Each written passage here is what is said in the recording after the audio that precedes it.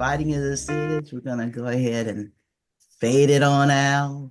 It's good to see everybody. Good Happy to see Thursday or whatever day it is in your world, because I know we're global. We never know who's in the house.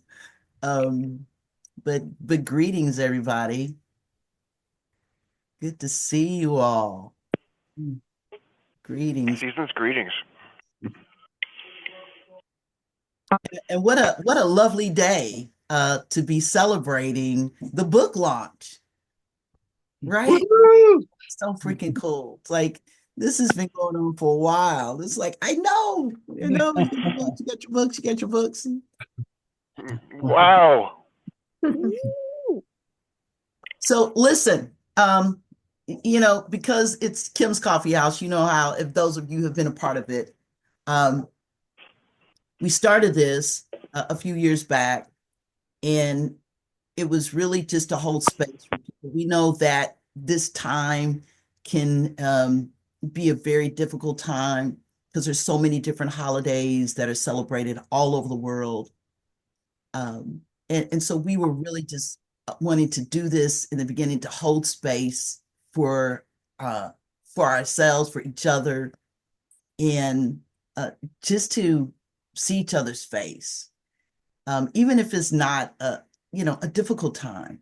It is also a time to connect, and also a time to reflect, and also a time to think about what's next as we move into the next year.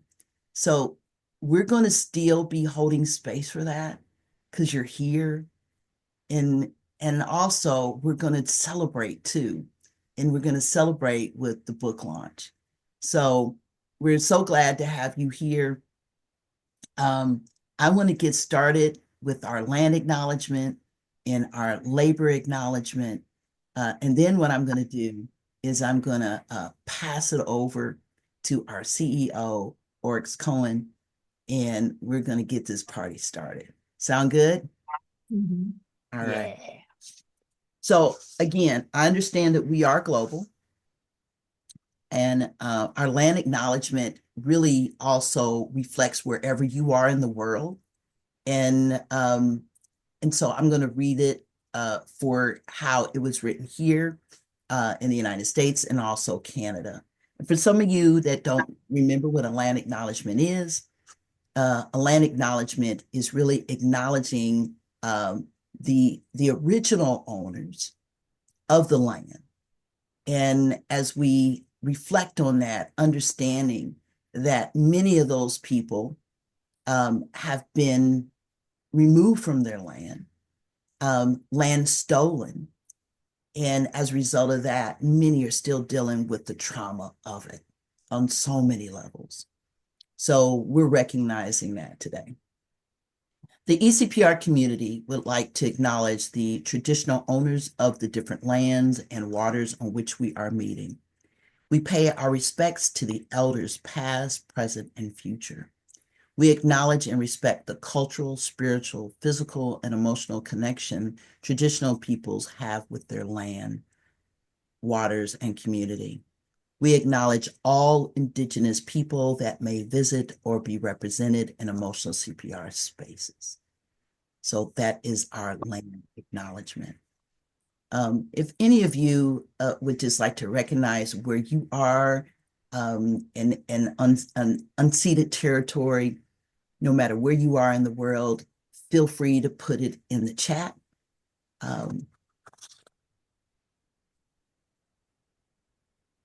And I'm also going to do a labor acknowledgement.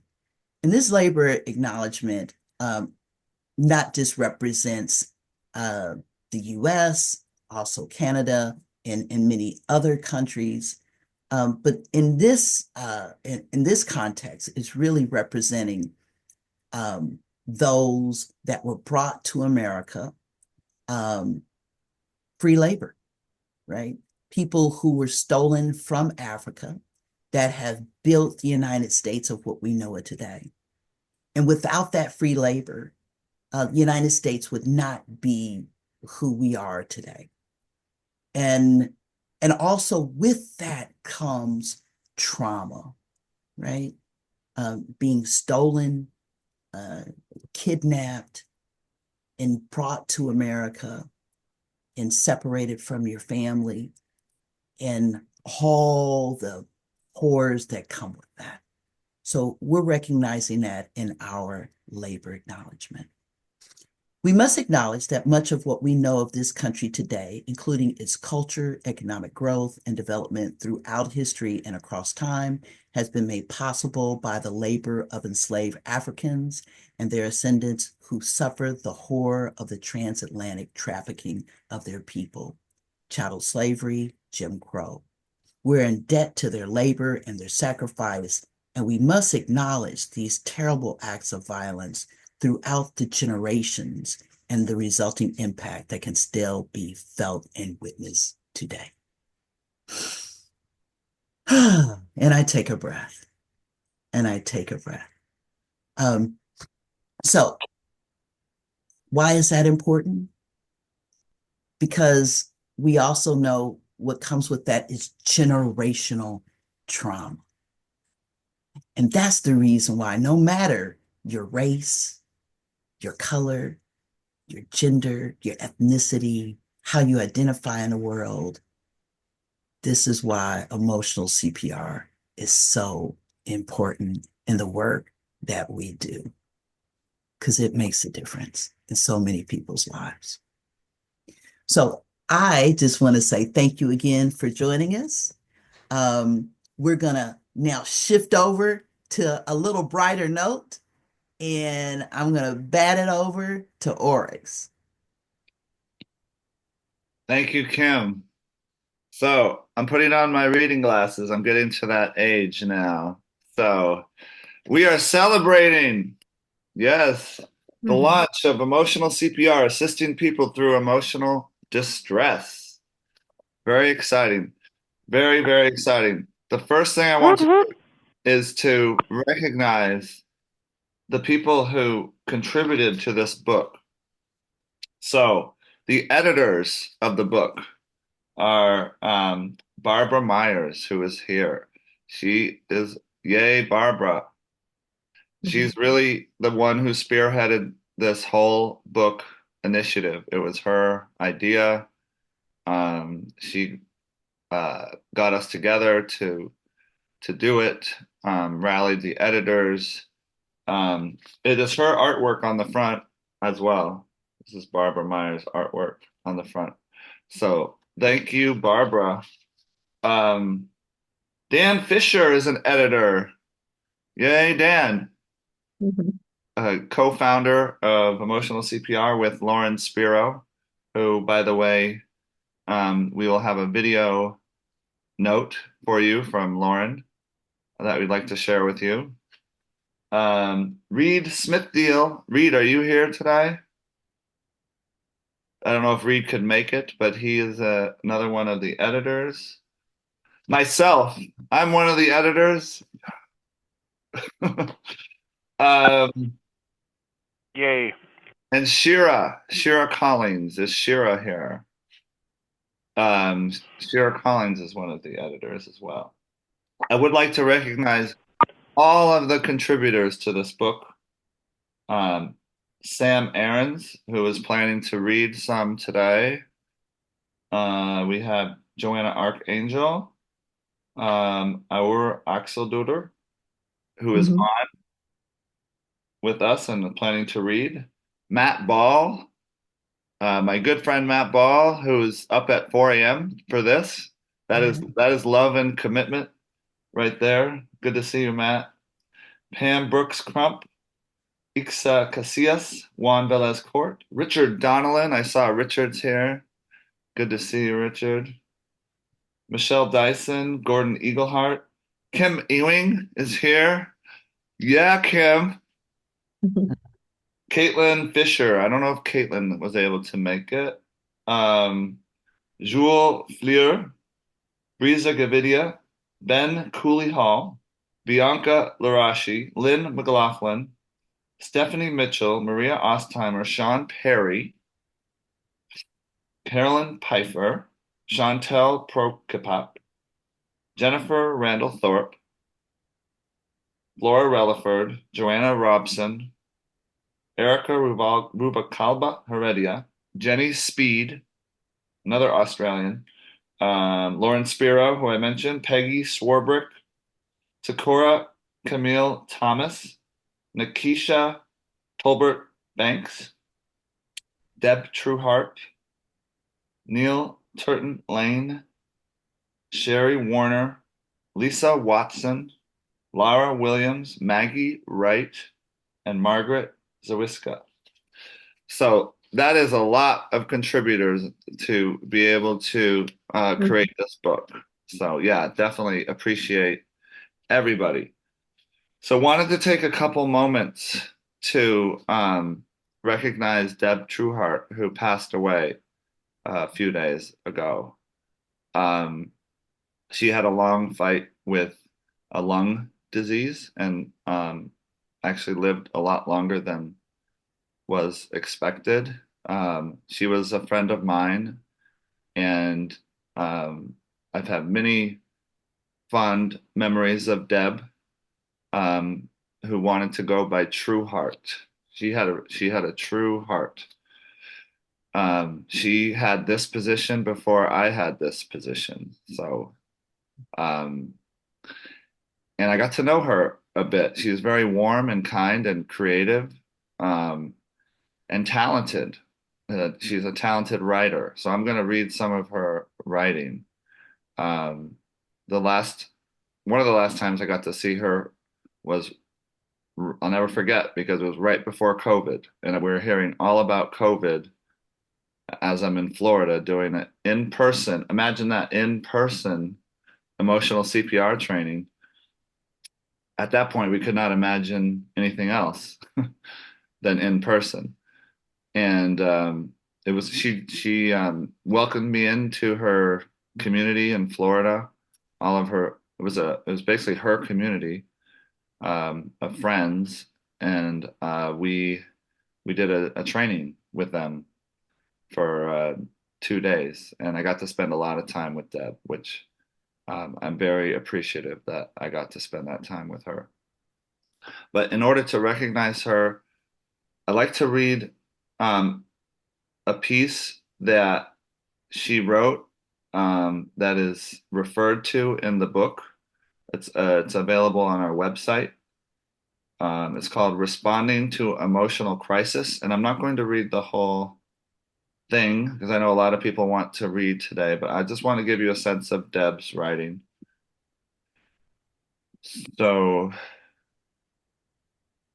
Responding to Emotional Crisis by Deb Whittle Trueheart. When someone we know and love is having an experience of intense emotional suffering, it is hard to know what to do. It is natural to feel overwhelmed and afraid. When feeling the fear of the situation, it is easy to overreact. We have come to believe that unless we are a trained professional, we lack the skills to be someone in crisis, be with someone. A caring friend or family member may, in fact, be more effective support than a professional in times of emotional overwhelm. You have a relationship with the person and are much more natural support. Love is a more powerful force and a stronger healing agent than professional credentials. That being said, I believe we can all learn some calming and grounding techniques that help us face into the fear of overwhelming situations. This is what I've learned about being with those who are in emotional crisis. Emotional crisis is a cry from deep within that something needs and wants to be seen and heard. Emotional crisis is always about something. It never just happens out of the blue. We are more than our body chemistry, and although there is a biochemical component to all aspects of life, our emotional crisis is about more than neurochemistry. There is always meaning in everything we experience. Emotional crisis is often the first step in the process of releasing and reorganizing one's life into a greater sense of authenticity and wholeness. We have an unquenchable human spirit and a psyche that is coded to survive. We can face into overwhelming situations. It is not necessary to understand what is happening. It is important to be with what is happening. It is far more helpful to be with a person than to diagnose and treat an illness. Our power and passion is often on the other side of which we fear the most. Being afraid does not mean we are weak or that we are incapable. No matter what is happening in the moment or what has happened in the past, there is a part of us that is completely undamaged, is whole, and is connected to a creative life force flowing through all things, every moment, even this one. All life is constantly moving into a greater order and more complete state of wholeness. Breaking down, falling apart is part of the process of moving into a greater state of wholeness. The potential for transformation is inherent in each moment.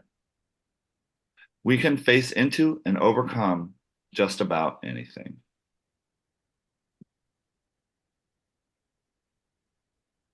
Mm. Thank you, Deb. Deep, deep. Mm. Just want to Wow. let that settle for Yeah. a little bit. Deep. It's very powerful. Very powerful. It's such a reminder, and especially such a beautiful gift and a reminder that she left for many of us on our toughest days. Because sometimes we forget. Mm. Yeah, that's So, so, yeah, beautiful. yeah. I'd like to, this will be the last of the time that I have the floor, but I'd like to read a section of the book that is actually kind of what Deb was talking about in action. Mhm. So this was written after a training that I did in Franklin County, Massachusetts, an emotional CPR training there. And literally, like the night after the last training, someone, two people who were in the training who work in a coffee shop, encountered someone in the community who was going through this type of distress, this type of crisis. And I'll just read their experience. All right, so this is a note I got from Kristen and Whitney. They were the two in the training. Oryx, I just want to thank you so much for this week's training. You and Latasha were amazing facilitators, and we learned so much. And today, something happened at the cafe that made us know that we were in the right place at the right time with the right people this week. There was a woman in our curbside pickup line today who started to have an absolute meltdown. This hasn't happened before. We have people who aren't always jovial or who are struggling, but not in full on disassociation from reality. But today it happened. One of our volunteers realized that this woman was in pain and distraught and that she wasn't doing all right. And our volunteer asked for a chair to be brought out so the woman could sit down. Then Whitney stepped in and started talking with the woman. And I checked in and tag teamed with Whitney to offer support. Long story short, we got this woman to come inside out of the cold. We got her something to drink. And then Whitney sat with her and practiced eCPR with this woman. She saw the reset. She saw her regain her composure. And she saw everything happen exactly the way we know that eCPR is designed to work. The whole thing took about an hour and a half, and Whitney saw the woman home. Then she came back and debriefed with me and Janice, and we supported one another. We are we are also amazingly grateful for the training that we received this week and how timely it was for this incident. Whitney was so amazingly wonderful. She was so proud of herself. She could not believe that she was able to put every strategy into place and come out the other side of the experience feeling better than ever. I just felt I had to share this with you. Feel free to share it with Latasha as well. Have a great weekend, Kristen. And then, hi, Oryx. It was amazing to have newfound skills to use with one of our guests today who needed some care and love. Wow, does eCPR work? I saw the moment that revitalization happened. I was successful just listening and empowering my new friend to come back to her full self and to be able to safely drive herself home. Thank you for so skillfully teaching me these skills. Didn't think I'd be using them so soon, but grateful, Whitney. Pretty cool. Emotional CPR in action. So think of all the things that could have happened to that woman if she encountered people who are not trained in eCPR. Some scary stuff. Involve police, involve hospital, involve we know what it involves. So eCPR is really a game changer. Dan, would you like to go next? As co-founder of It's really a pain in the ass. Emotional CPR. Yeah. Oh, and if you're not on mute, can we figure that out? The mute situation. Okay. Pain in the ass there, yeah. Hello, everybody. What a great occasion to be launching this book. Special call out to Barbara Myers. She really not only was the primary editor, but she carried the vision forward. And we at times thought, well, that's a good idea, but she was more persistent than it's a good idea. She really kept going at it and going at it. So Barbara, special thank you to you. And all the contributors. It really is a joint effort. And I want to also say a thank you to Deb Trueheart. She was very true to her name that she picked up for herself. A very heart-centered person. And listening to what you were reading, Oryx, especially touched by her insistence that we are always whole. We are always whole. That's such an important message. And although she didn't directly contribute to eCPR, she indirectly did by her ideas and her thoughts. She was a predecessor of Oryx. She was a director for several years of the National Empowerment Center, Technical Assistance Center. And she also organized 2008, 2010 alternatives. In 2010, alternatives, I think, set the record for the most people. It was in California, Anaheim. There were over 1,000 people. It was marked by controversy, which always makes it interesting. Robert Whitaker was first invited to speak about his book, Anatomy of an Epidemic. SAMHSA was overseeing our alternatives at that point. And at first they said, okay, and then they read the book.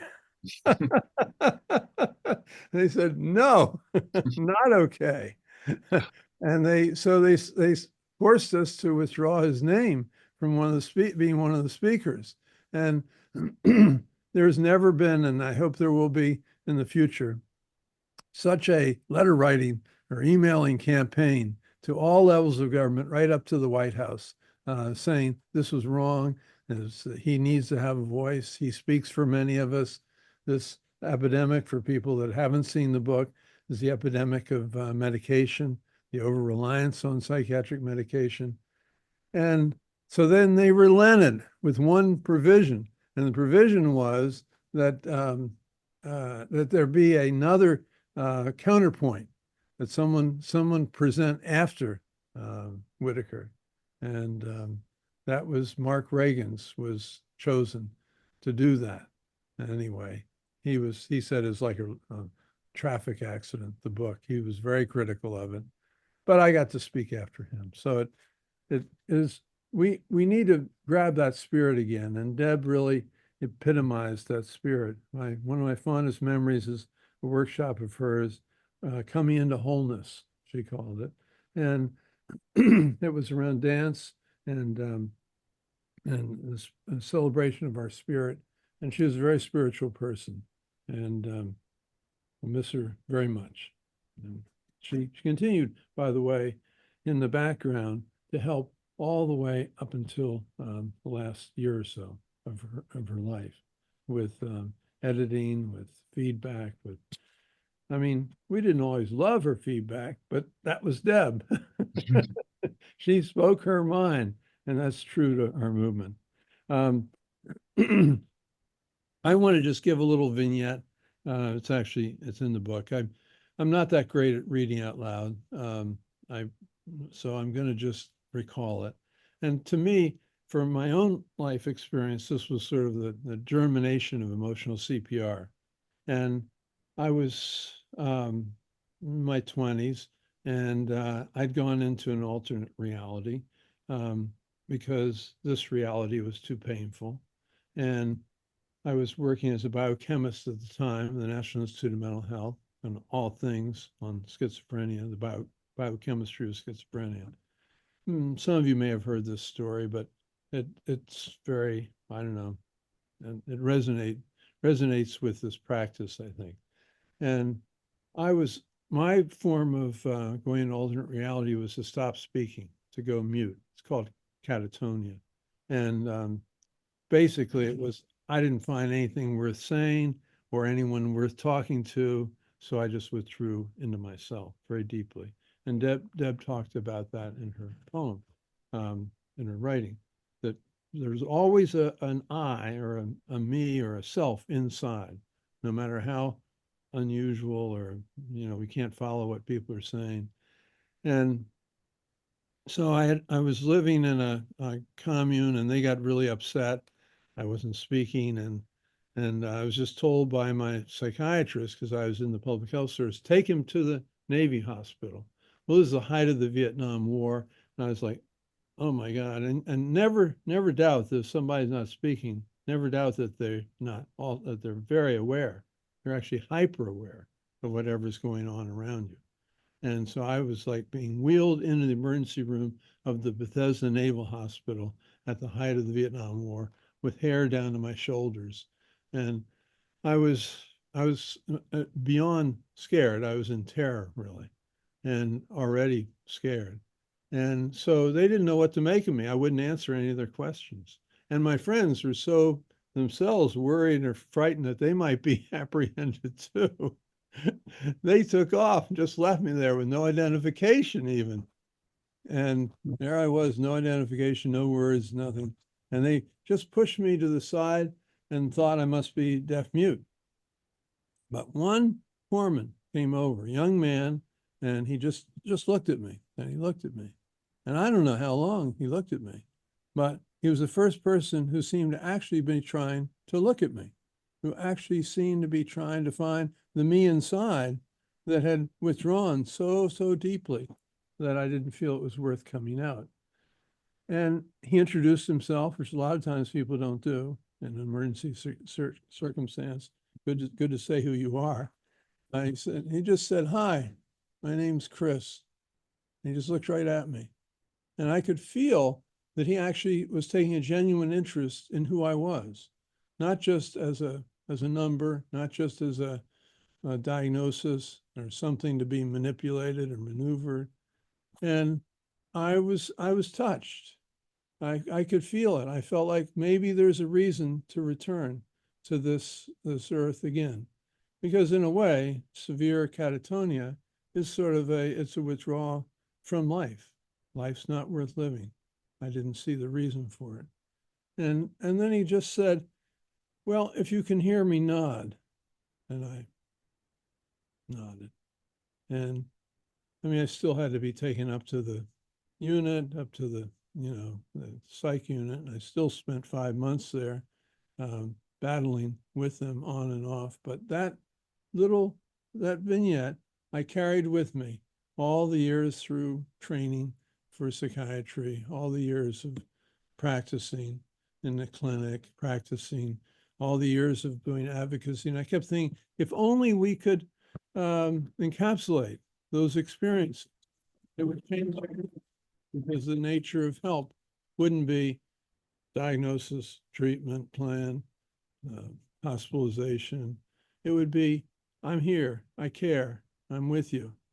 That would be, it would humanize the practice. And so, and when 2008, 9, when mental health first aid came to these shores, those of us who have been actively trying to educate the community were like, oh, well, at first we were like, oh, so it's educating. And then we found out very quickly it was just reinforcing the status quo. It was teaching the lay public to diagnose and refer. And I don't criticize as much as I used to. For some people, they feel it's helpful. And if some people have really fallen so deep that no one else is going to do anything to help them, maybe it will save a few people. But it doesn't really give the tools for how, or the way of being that you can actually be with somebody in distress. So we got together, Lauren, Spiro, and myself, and some other people lived experience. And we was like, okay, what did we want most? And that's what we came up with, emotional CPR. We want human beings first, and functionaries second or third, if at all. We wanted a human heart. We wanted a smile. We wanted what Chris gave me. That it was worth living. Life was worth living. And that's, I know I was supposed to read from the book, but I'm very non-compliant. Dan, your contribution is amazing. Thank you. Thank you so much. Wow. Yeah. Inspiring. Yeah. Thanks, Dan. So I know we have a lot of people that want to read a little bit. So why don't we?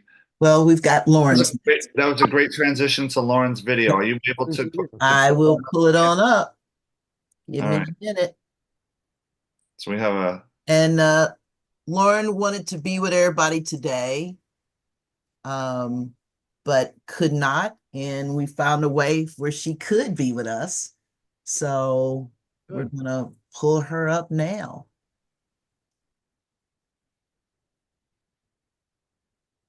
And as many of you know, that Lauren is also the co-founder of Emotional CPR. And hopefully, let me see here. You see it? Okay, cool. Here we go. Hello. I was asked to briefly share the impact of eCPR on my life. So I'm going to dive in. For me, eCPR has been a beautiful, continual reminder to listen deeply to myself and to others without judgment. Learning to listen from the depth of my body enhances my awareness of my ability to be present in the moment and to notice when I'm not present in the moment. And when I'm not present in the moment, I'm stuck in the past by unintegrated, undigested trauma, and unintegrated trauma. So releasing those stuck emotions allows them to be grounded in the fertile soil. The process has been healing for me in 3 ways. First of all, it's strengthened my ecosystem. And part of that is clearing my perceptual lens. Secondly, it's really calms my nervous system. And third is it enhances my ability to co-create the future. So recently, my focus has shifted to ancestral trauma healing. And each of us, of course, has deep roots that go back many thousands of years, consisting of diverse experiences, including all kinds of emotions, strengths, wisdom, resilience, trauma, etc. So what I'm doing is exploring my family events and relationships by tuning into physical, mental, and emotional aspects of the trauma by asking myself, what was the ecosystem or the environment in that moment? And what was unspoken but felt and sensed by me? I embody whatever arises, as you can imagine. A lot of emotions arise. But what I really want to convey is that what I'm finding when I do this deep dive is love. The impact of this practice leaves me feeling very grounded, loved, and peaceful. My nervous system quiets down more than it ever has in my entire life. And I am harvesting multidimensional gems of wisdom. So thank you for listening. Love. And I did not listen to this beforehand because I wanted to be just as surprised by it. But I happen to be wearing my love pin um, by Robert Indiana. And I put that on today. And I'm in Indiana. So, we have the original love statue at our museum. It's here in Indianapolis, Indiana. So Lauren, thank you for that. And thank you for your contributions. Dan, thank you for your contributions. We thank you both. As a result of this beautiful practice, look what you two grew. It's global. It's beautiful. And we thank you so very much. I know I'm just one of many, and I know many will say that this has absolutely changed their lives. And I can actually say that too. This has absolutely changed my life. I Thank you. see. Thank Yes, yes, yes. I see Luke. Is that Luke? You have your hand up? Please, Oryx and Kim, thank you. This is a great moment for me to add this. The gems and jewels in the garden of my heart are shining and resonating with the words and the message, and just this feeling from Lauren. I see that. I feel it. It's beautiful, resonating, shining, ringing, far and wide. you. Mm. Ripple effect, each one of us. Absolutely. Blessings. Absolutely. Thank you. Thank you so much. And thank you to all of those that came shortly afterwards that built this beautiful practice, emotional CPR, all the founders that then came and contribute. So that being said, who would like to share? And I just want to also let you know, just in case you're like, man, I would really like to read, but I'm having some issues. I do have the PDF pulled up. If you know what page you're on, I'm happy to pull that up and have you to read to that as well. So who would like to go next? Sam. Yeah. Sandra? I saw Sandra raise. You're on mute. Just need to unmute.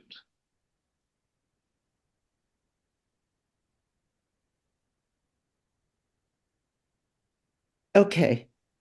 Am I? You're Yeah. good? So I did ask Kim, it's wonderful to be here. First Mhm. of all, I've sort of been, you know, my connection has sort of ebbed and flowed, and I'm flowing in back into it. So it's pretty cool to be asked to read, and I'm going to read about sort of my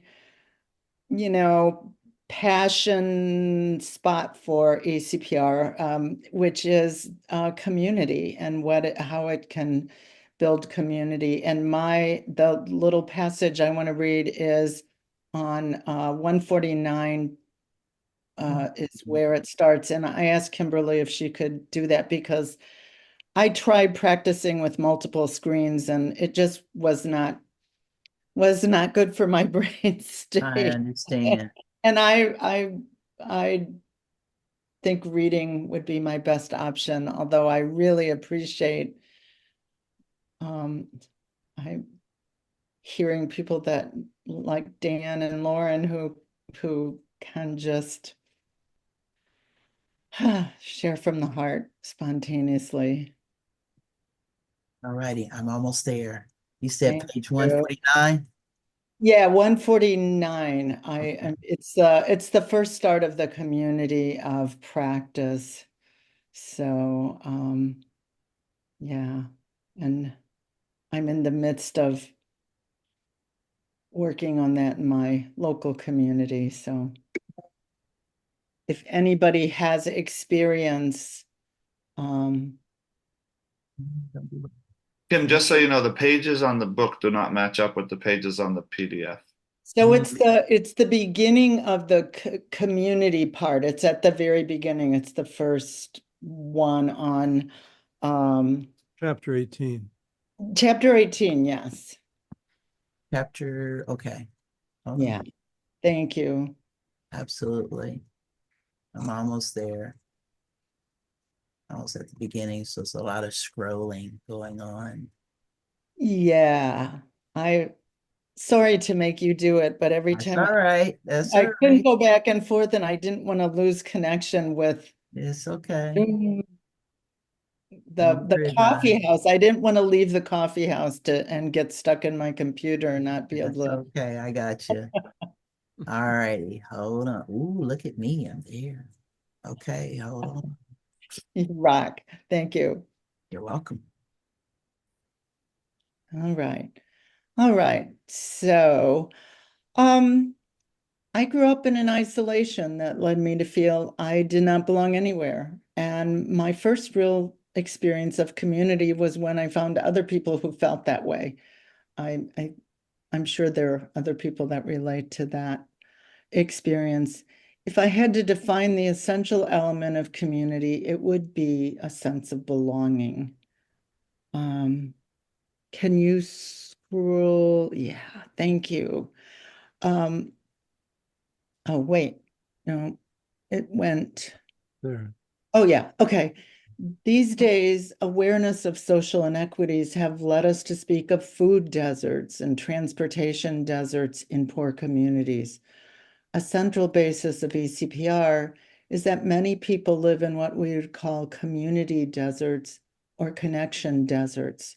This was especially true during the pandemic, but even without that, we know it's possible to be very busy, involved with very many other people, even working to build community in some way, and yet be stranded within a group, feeling alone and without real support. My experience of being in community, my experiences of being in community have been deeply satisfying, centering, and powerful, connecting me more fully, not only to other people, but to myself. They have happened working in a shelter for homeless people, being part of a spiritual community, and during some of the time I spent working in peer support world. Being in community was a hallmark of the first eCPR training I was in. In fact, I would even say that every training where the connections made were deep and shared by the group as a whole felt like a community, a pop-up community. This didn't mean it always went smoothly. In fact, sometimes coming together as a group was very challenging and hard won. And like eCPR, between two people, overcoming the barriers and emerging as a community was transformative. We did it. It was rough for a while, but we came through it together. When it happens, it's magic. It really feels like magic to me. But it doesn't always happen. So, why is that? Isn't practice what's needed to make that aspiration a reality? My spiritual tradition, which is Buddhism with meditation as the foundational practice, it's founded on practice with community, sometimes defined as the people who practice together. In the eCPR community, we talk about how eCPR can be a way of life. Since emotional CPR is founded on our innate capacity for connection, it was it was founded on our innate capacity, but it was created to counter a long-standing cultural forces that push us away from connection. not just the impulses to fix or find experts, but pressures related to time, money, and just being plain stretched too thin. Emotional CPR is countercultural, and until it is a way in our life, we need support to make it a way of life. And communities of practice can do that. Thank you. And that's all I'm going to read. Yeah. The rest is sort of how to, but that's sort of the vision of what it can do. So thank you for the opportunity to read. Thank you, Sam. You're welcome. Thank you. I'll just scroll through this, let everybody see it. And there's two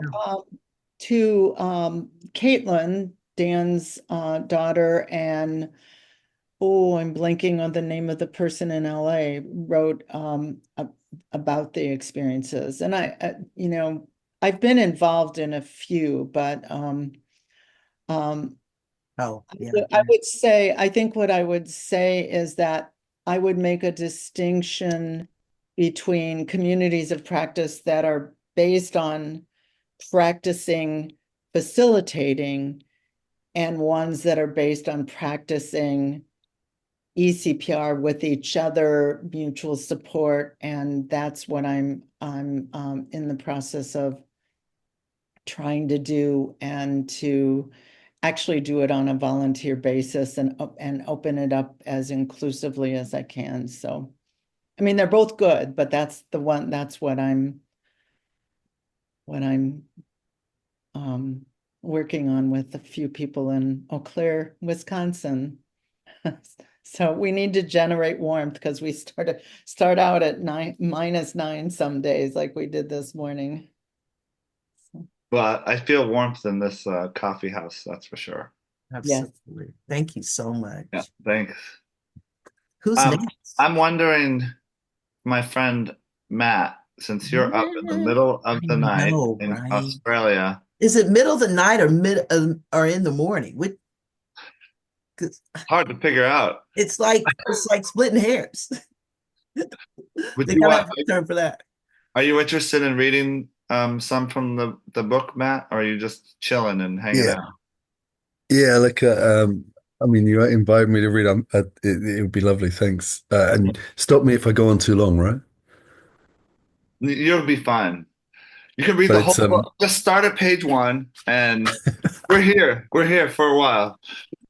I read the book yesterday at home, so that was nice. But look, it's 4 o'clock in the morning, or 20 past 4 in the morning here, so I haven't got onto the coffee yet. But yeah. So look, maybe just to contextualize what I'm going to read, I'm just going to read the bit from one of Oryx's chapters where he came to Australia, and eCPR arrived in Australia really with you and Jenny. So I'll get started. Australia. The last stop on this tour was Adelaide, Australia. Our work in Australia is a shining example of the potential ripples that emotional CPR can have around the world. It was April of 2019, and Jenny Speed was flying in from another part of the country to help me teach eCPR to Matt Ball, Stephanie Mitchell, and others from the Humane Clinic in Adelaide. I was excited to work with Jenny, who was part of the original group who first conceptualised eCPR after mental health first aid was introduced in Australia. She and others were disappointed that mental health first aid had taught people how to make a lay diagnosis and then refer to professionals in times of crisis, rather than teaching folks how to assist others through the crisis themselves. After years of collaborative planning and writing, which included input from over 20 peers from around the world, eCPR was launched in 2009. Since that time, Australian trainers have trained thousands of Australians in eCPR. Many of these trainings were led by Jenny, and many others were led by the Victorian Mental Illness Awareness Council. We planned this eCPR training to take place directly after a national conference called Reawaken Australia, which was inspired by a documentary film that PJ Moynihan, a good friend of ours and I think of National Empowerment Centre, and I produced, called Healing Voices. Matt Ball contacted us under the alias of Franklin D. Birtle as he was a psychotherapist and did not feel comfortable sharing that he was also had his own lived experience because he was doing and saying things that were threatening to the mental health system. He worked in the government health service at the time, and they saw his talking about alternatives as a threat and were aggressive in their attempt to discipline him for speaking up. Matt ended up showing the film dozens of times to audiences in cross-sections of community, including local politicians. The film began to have a real impact locally, so much so that experience inspired him and his colleague Stephanie to partner with PJ and myself to organise a national conference retreat. The goal of this event was to gather leaders from across Australia and the world to share lessons in mental health, addictions and trauma and take meaningful action. Reawaken was born. The other major inspiration behind Reawaken was eCPR. The first day I talked about how we CPR, or connecting as a group, and our vision for how we might come together for the week.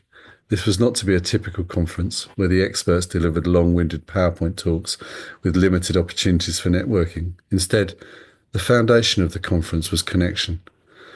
That first day, we made it very clear that there were over 100 leaders and experts in the room. The home groups were a safe place for attendees to gather together and reflect on the conference. There was plenty of downtime, and there were spaces dedicated to just listening. Speakers were encouraged to keep their talks short, and the majority of the time spent interacting in small groups. There were a variety of ways to participate, including through the arts. The result was that over the course of the week, we lived the theme of connection, compassion, and meaningful action. These themes mirror the three major components of eCPR: connection, empowerment, and revitalization.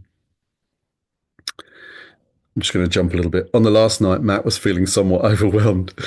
I was extremely overwhelmed,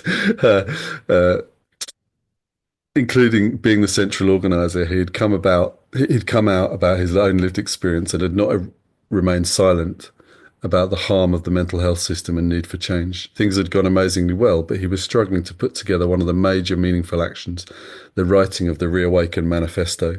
Throughout the week, these amazing leaders had written and gathered notes, but the notes were scattered on flip charts, post-it notes, and scraps of paper.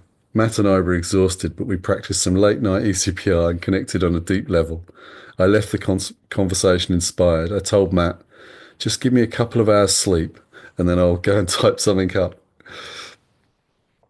When I woke in the night and gathered all the materials, it was like I was channeling every person who contributed, and the words spilled onto the paper.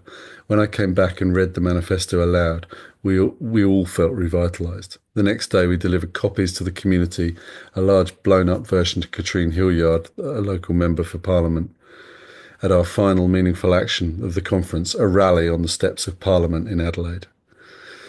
So the stage was set for a 2-day eCPR training, with many participants having just attended Reawaken. At the time, it felt like the scheduling was the classic eyes bigger than stomach scenario.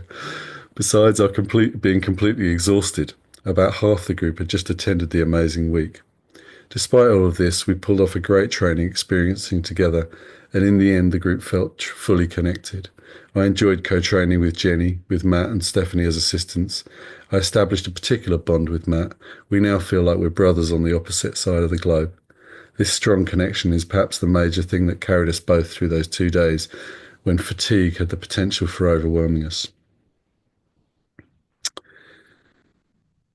I'm just going to jump forward because I don't want to take up all the time. Now, Matt has decided to use eCPR as the core training for everything the Humane Clinic does, including supporting each other as staff members. They recently opened an alternative to going to the emergency department. In this alternative service, all the workers have been trained in eCPR. Imagine someone who's able to be diverted from stressful, potentially damaging situation in the ED, who comes to the Humane Clinic and experiences something quite different and even revitalising. In fact, eCPR is now included in the crisis response component in the Humane Clinic's recently released suicide narratives approach, which is also used in the ED alternative. More recently, in March 2021, with Matt, Rory, Richie and Bernie Mayward of the Humane Clinic, I presented eCPR online to participants in remote parts of Australia, where they are starting an ED alternative of their own. The ripples continue. And I just want to add to that, actually, next week, it's funny that I'm here today. Next week, we will be closing, unfortunately, our ED alternative. We've run out of funding. But the thing that happened on the first night was thanks to eCPR and Dan and Oryx and PJ and what we did in our community. We had community members delivering an emergency department for free, and that can't be taken away from us. And that feels like the spirit of eCPR. It's happened, and everybody knows that's possible. And so it doesn't matter that it's finishing for now. It's the fact that in our community, we know that any community member is enough for any other community member. And that feels, for me, like the spirit of what we learned for eCPR. So thank you. Thank you for having me read. Thank you so much. It means a lot that you did this, Matt. I appreciate it.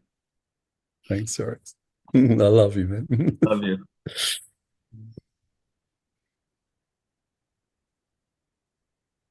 That was beautiful. That's how dedicated we are to this around the world. To get up for each other in the middle of the night. Absolutely. Dan? They were, yeah. Thank you very much, Matt. It's great to have you participating from the other side of the world, and it's quite a contingent in Australia. I think it's also very important what you're pointing out, that we can not only be there as well as professionals, and I'm speaking more from my lived experience side, or I don't know, element, but honestly, I do believe in many cases we can be there better. And that's, I think, what scares the professionals when they realize that, the most crucial time in a person's life, when they're having a crisis and they may be in an alternative reality, sometimes the only person that can reach them is somebody who's been through a similar experience, or somebody who has it in their heart and hasn't yet been taught to not share in that fashion. So thank you very much for your work in that area. Absolutely. Thank you. Why don't we stick with international? And Aurora, are you prepared to read something from Iceland? And I have to say, I had another wonderful experience with you, and you hosted me and my family, and screened the movie Healing Voices, and it was another one of those peak experiences. So the peak. Wonderful to have you there. I was lucky to have a peak experience with Matt, and I had a peak experience with you as well. So. Okay, cool. I feel I should not read about my chapter because it's only introduction about me. It would be pretty boring to read, I think, for you guys to hear. It's just about me as an occupational therapist in Iceland. But I have been so lucky to meet many of you, and as you said, Oryx, and Dan has been helping me so much in my life and my work life. And my first training was with Amy Long and Dan. And it was such an experience and eye-opening process, as you all say. I work in a recovery center in the mental health field outside in the grassroots, and that's why it's so important to me to be in the network with all of you. And I think for me as a person or as a professional, I don't know, it has been very, very important to use this approach, or what we call it, to be with people. And I have also experienced from being with my son in a psychotic episode, and that was helping me so much to be in my heart. And I learned a lot from Dan and Amy and Lauren, Spiro and everyone. So, and I think also when Lauren Spiro was talking about the nerve system, it's also helping me a lot every day to stay in my heart and with the members of our organization called Mind Power. Yeah, so I'm not sure. I'm just I wrote just an introduction about myself, so I don't think you want to hear that. You can read about it. It's boring to read, I think, but thank you for the offer. It's so good to see you. So good to be here, and I hope you will all come to Iceland one day, and then you have to come back also, and your Oryx. Yeah. Well, I have a free trip on that boat to see the Northern Lights. So Okay. a lifetime of another trip on the boat because we didn't get to see the Northern Lights. So Oh, no. Then you have to I come have to back, do you that. see. Yeah. I will gladly be the host again. I'd love to. So, So yeah, wonderful to see you, Udur. wonderful to see you too. I miss you so much. Yeah. Thank And we you. talk to Tish. Yes, thank you. And to Eric. Thank you. Richard, I know that you had something you would like to read. Would you like to go next? Unmute yourself. Uh, Rashad. yeah, Rashad. yeah, the technology. I was actually typing a chat to other because my partner and I will be coming to Iceland in 25, and I definitely want to see if we can make a connection. Okay, Please let me know. Yeah. Let's do. Yeah. definitely. I'll get contact information for you Yeah. from somebody, maybe Yeah. Oryx Yes, please do. or Kim. Yeah. Um, That said, I'll just finish the chat. Is just going to say, I'm coming to Iceland. No, we are. We really are. I love But uh, yeah, this has been an interesting journey for me. Um, just to know that eCPR is a unique way, and it shouldn't be unique, it should be common, but it's a unique way to communicate with other people, but at the same time, communicate with yourself. Mhm. Here's what I mean by that. I'm not going to read from it, but I'm going to, well, there's a portion here that this is based on.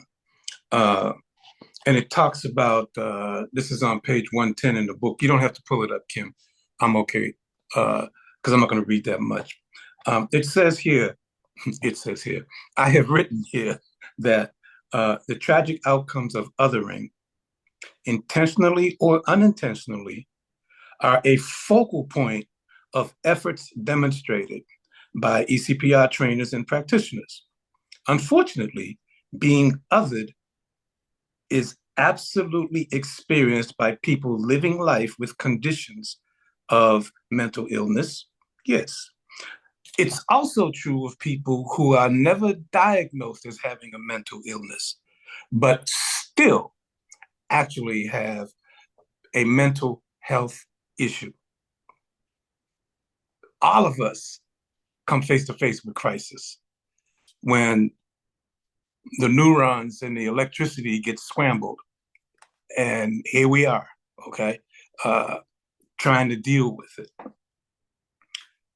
When the outcomes within, back to the reading, when the outcomes within this population, that is those with mental illness, are examined, being labeled as mentally ill becomes a permanent stigma. And again, for those of us who are never diagnosed, and I say us, I'm including myself, and I'll tell you why when it comes to racism. This thing happens, and it becomes a form of othering, a form of setting aside, a form of closing out, a form of turning our backs on, a form of belittlement, less than, all of these things, okay? And so race and racism unmistakably further deepen the wounds suffered by any person who lives with this added label and its stigma. Now, that's just got to do with mental health. Now, put on top of that, you know, people who are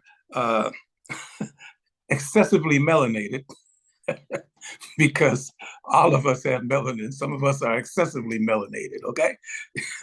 And that comes into another issue. I'll say this as well. As a child, I don't have any siblings, any natural siblings. And lately, I've been looking at how I classify myself as an only child. And I set myself aside as if there's something missing with that, okay? There's something, quote unquote, wrong or not normal about that. I'm an only child, you know? And I've used that as excuses for things throughout my younger days. Fast forward now. In an attempt to come out of all of the fixtures I've used to protect myself as a Black man in America, I've got to realize that I'm dealing with an issue that it really doesn't exist. It's an illusion. Race is an illusion. And what eCPR does, and I'll give you a quick example of it and then I'll close, is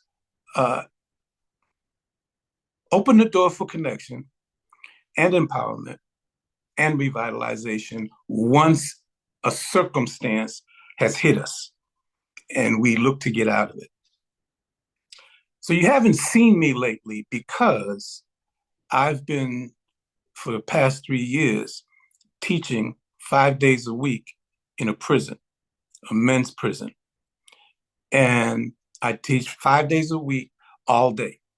And I have groups of men from 15 to 20 that I work with for 8 to 12 weeks. So I have been hearing and listening, and these are men of all persuasions, okay? There's not just, you know, fellas who are Black or there's Hispanics, there's Middle Eastern, there's certainly Caucasians. Everybody's there, all right? And being able to listen and not want to jump to conclusions or, and I don't know what their felonies are. I could find out. All I have to do is hit a few buttons on a computer and I can find out.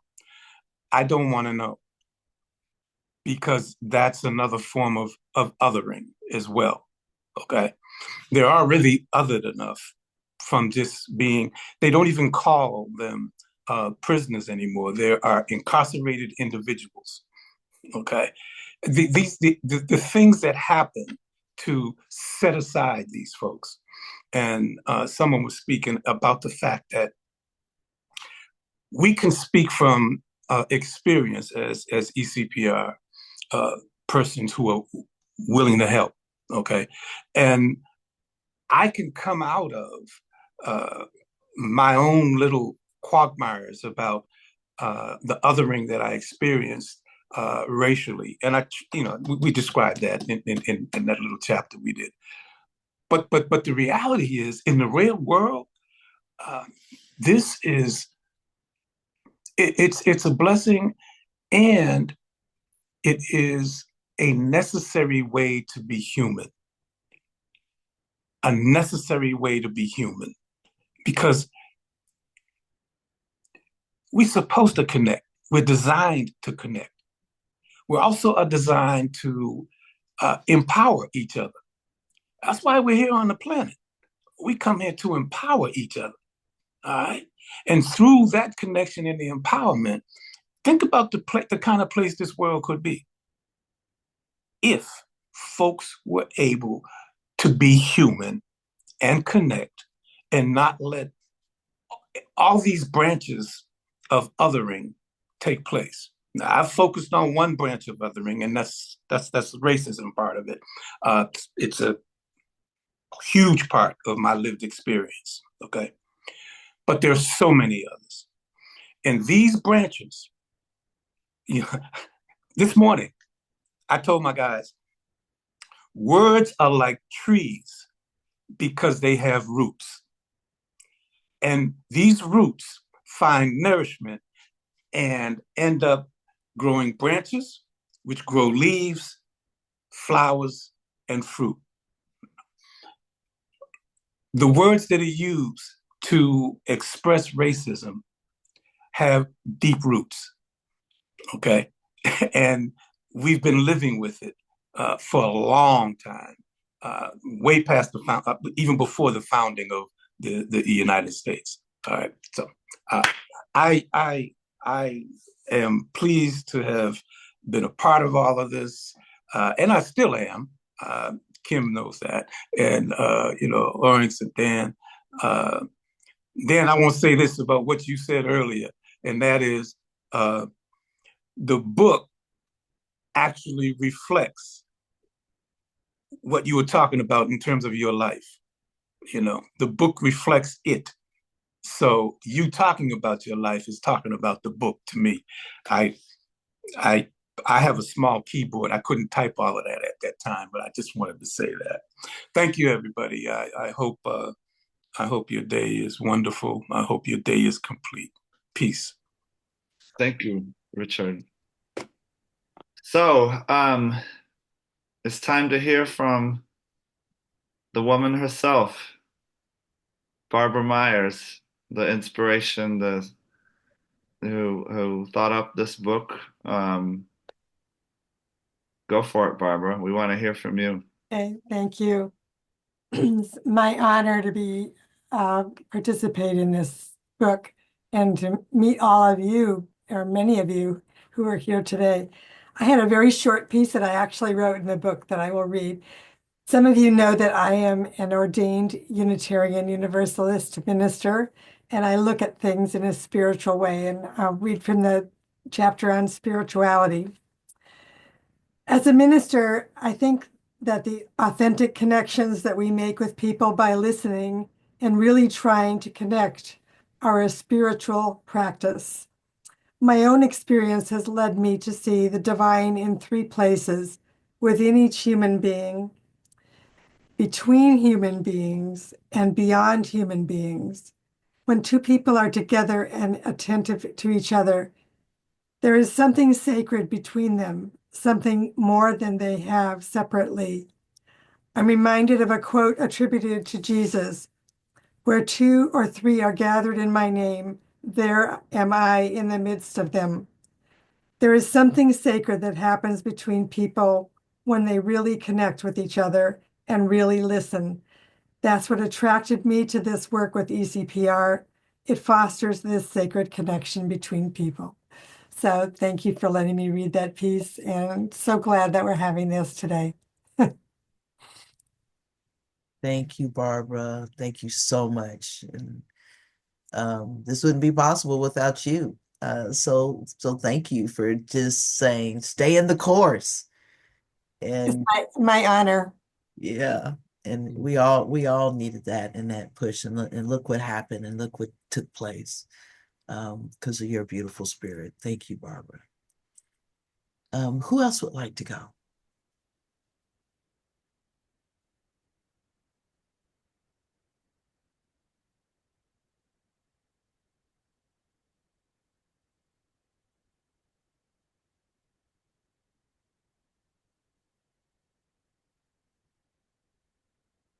How about Kim Ewing? Oh, but I okay. I was trying to give everybody else some time to do theirs. Well, hey, the silence is your opening. Silence is my opening. Ah, okay. Well, let me see if I can find mine. I was not prepared for that, oddly enough. Anybody know what page for Kim's? I got it. You got it. All right.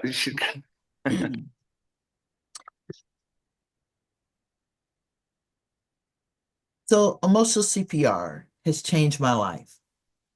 Now I know how to truly support someone who is going through a crisis or trauma and not going into fix mode because no one is broken. I find myself listening with my whole body and truly being present with that person. I'm able to really connect heart to heart and allow myself to be vulnerable in the moment. Emotional CPR has helped me to be free without feeling the pressure that I have to make everything all right. The practice has reminded me that it's okay not to be okay, that I have the tools to heal myself. Most importantly, I'm reminded that I cannot support anyone else unless I support myself first. Wherever I go, eCPR is with me. It's a way of life for me now and a daily practice. I've been able to watch true healing take place right before my very eyes while supporting someone who is really struggling. It has allowed me to suspend my judgments and really see the person for who they truly are inside and out. I have found myself sitting in silence with another person who needed support, yet we were fully communicating heart to heart. I'm just so grateful that I know eCPR. And my only regret is that I wish I had known it earlier in my life. I could have made a difference in so many people's lives, and especially my own. I've been able to apply eCPR in my personal, which has allowed me to have richer relationships with my partner, family members, and friends. I've used eCPR in my job, during board meetings, and it's very present in other trainings that I facilitate. Overall, it has made me a better human. I strongly believe it's the pathway to healing our hearts if done with fidelity. For me, eCPR was an invitation to feel again. It gave me the opportunity to connect with my heart, which was very scary at first, then to connect heart to heart with another person. It took me on a powerful journey of healing with me in the driver's seat. It freed me from fixing, I'll say that again, from fixing. Don't think I don't think about fixing though, but it has freed me from it. Um, and God knows that I come from a very long line of fixers. It helped me to stop carrying someone else's heavy load, which did not belong to me in the first place. It gave me permission to give myself grace when I didn't feel deserving. This training has profoundly changed my life, and as a result, I'm a different person. Last paragraph. Many of us suffer from generational trauma, intergenerational trauma, and I strongly believe eCPR is one of the practices that will put us on the path to generational healing. I believe each generation has the opportunity to incorporate this beautiful practice in our daily lives. And not only will it teach us how to support ourselves during difficult times, but it will help us to support each other as well. My dream is that we can pass eCPR down like the very DNA in our body, or like grandma's favorite recipe that everyone loves and cherishes. I look forward to the day when everyone knows eCPR like the physical CPR, and that eCPR would be considered a widespread practice for all humans.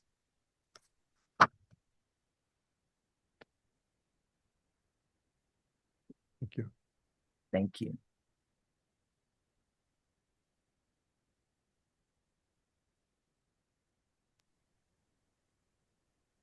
Wow. That might be a great way to close the launch, unless there's someone else who has a few words to say or wants to read a passage. We have a little bit of time for that, but we could also kind of end it there. That was pretty powerful.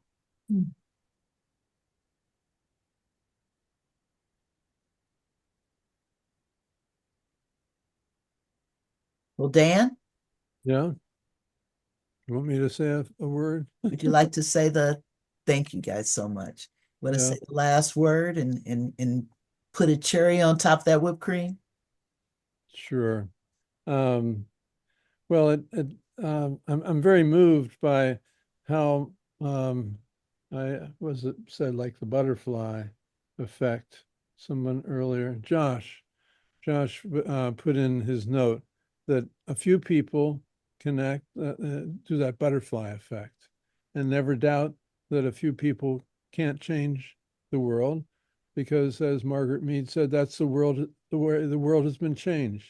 A few dedicated people coming together with our lived experience and sharing that have shown how universal this is across cultures, across race, across countries, across generations. It makes me very hopeful. I feel a urgency to get this out wider, um, but it can't be spread too quickly because it can be diluted. And we're paying close attention to the training of trainers. We made a pause a bit for a while in the minting of new trainers because we found it was being done too much as a production line, and we don't want that to occur. This is really to be life changing. It has to come from each person's heart, and it has to be lived, and that's hard to train people. Training is really not the right word for it. We inspire, we we encourage, we reach people's spirit. It resonates, we hope, with some people, and I believe that it reaches the human spirit in each person if we just know how to do it. But it has to be from people that know people, from languages of the same language. And that though I feel this is a universal language of the heart, it does need to be translated into people's own language and own culture and own experience. So I'm thrilled with all that has come from that little moment, perhaps in my life anyway, 50 years ago, when Chris was able to encourage me to come back and live life with other people. And this makes, to me, life more worthwhile to know that you all are there. So thank you. Thank you. So as far as closing words, and wow, Katie Mottram is here. I'm a big fan, Katie. Rhonda Raz, please send us an email.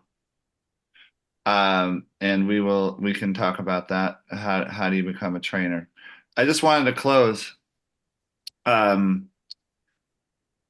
what you can do.